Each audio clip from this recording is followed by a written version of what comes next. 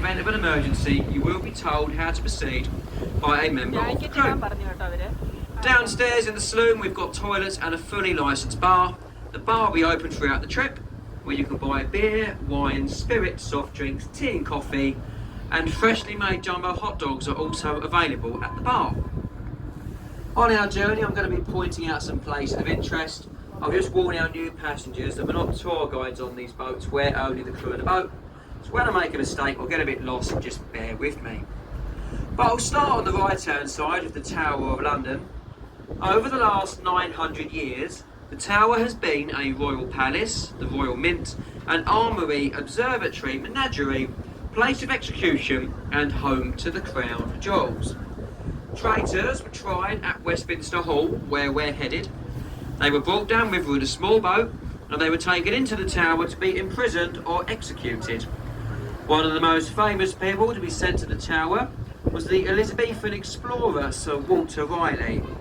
He was imprisoned at the Tower on 3 separate occasions for a collective 13 years, and he even raised his family within the Tower walls as well. His third imprisonment was cut short when he was executed on orders of King James I. Off to our left, we're passing 2 grey vessels. The larger one on the far side is HMS Belfast. She saw action during the Second World War, and she's now part of the Imperial War Museum and a cruise ship terminal as well. The vessel alongside, the U-27, is the Brazil. She's an auxiliary ship in the Brazilian Navy. She's used to train new crews, and she visits London on a very regular basis, pretty much once a year.